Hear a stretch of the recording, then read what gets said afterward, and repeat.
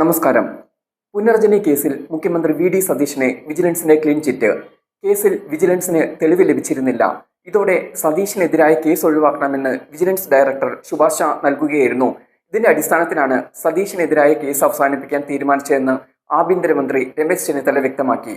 പുനർജനിയുമായി ബന്ധപ്പെട്ട കേസിൽ കഴിഞ്ഞ സർക്കാർ സതീശനെതിരെ വിജിലൻസ് അന്വേഷണത്തിന് ഉത്തരവിട്ടിരുന്നു. വിജിലൻസ് ഈ കേസ് വളരെ വിശദമായി പരിശോധിച്ചിരുന്നു. പക്ഷേ തെളിവുകളൊന്നും കണ്ടെത്താൻ സാധിച്ചിരുന്നില്ല. ഇതോടെ സതീശനെ ഒഴിവാക്കണമെന്ന് വിജിലൻസ് ഡയറക്ടർ റിപ്പോർട്ട് നൽകുകയായിരുന്നു. ഈ റിപ്പോർട്ടിന്റെ അടിസ്ഥാനത്തിലാണ് മുഖ്യമന്ത്രിക്കെതിരെ കഴിഞ്ഞ സർക്കാർ എടുത്ത കേസ് അവസാനിപ്പിക്കാൻ വിജിലൻസ് വകുപ്പ് തീരുമാനിച്ചതെന്നാണ് ആഭ്യന്തരമന്ത്രി രമേശ് ചെന്നിത്തല പറഞ്ഞത്. 2018 പ്രളയത്തിൽ വീട് നഷ്ടപ്പെട്ടവർക്ക് വീട് വെച്ചു കൊടുക്കാനുള്ള പദ്ധതിക്കെതിരെയാണ് ആരോപണം ഉയർന്നത്. പദ്ധതിയിൽ ക്രമക്കേട് നടന്നെന്നായിരുന്നു ആരോപണം. തെളിവുകൾ കണ്ടെത്താനാകാത്തതിനെ തുടർന്ന് കേസിന്റെ തുടർ നടപടികൾ വേണ്ടെന്ന് വിജിലൻസ് ഡയറക്ടർ തീരുമാനിക്കുകയായിരുന്നു. കഴിഞ്ഞ സർക്കാരിന്റെ കാലത്ത് കേസിന്റെ അന്വേഷണം CBIക്ക് വിടാൻ വിജിലൻസ് ശുപാർശ ചെയ്തത് രാഷ്ട്രീയ പ്രേരിതമായിരുന്നുവെന്നാണ് ചെന്നിത്തല പറഞ്ഞത്. അതിനുശേഷം വീണ്ടും അന്വേഷണം നടത്തി. സതീശന് ഇതിൽ യാതൊരു പങ്കുമില്ലെന്ന് വ്യക്തമാണെന്നും ചെന്നിത്തല പറഞ്ഞു.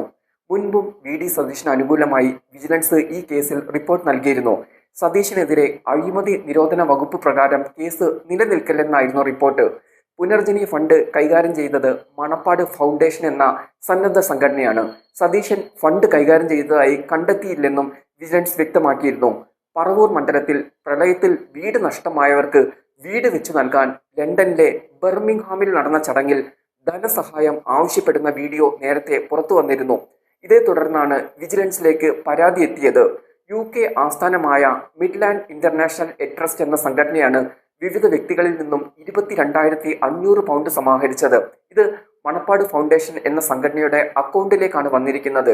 ഇതിൽ ഫെറ നിയമലംഘനം നടന്നിട്ടുണ്ടോ എന്നതിൽ CBI അന്വേഷണം നടത്തണമെന്നാണ് ആവശ്യപ്പെട്ടിരുന്നത്. പ്രതിപക്ഷ നേതാവായിരിക്കെ ഈ കേസ് അന്ന് ഭരണപക്ഷം ആയുധമാക്കിയിരുന്നു.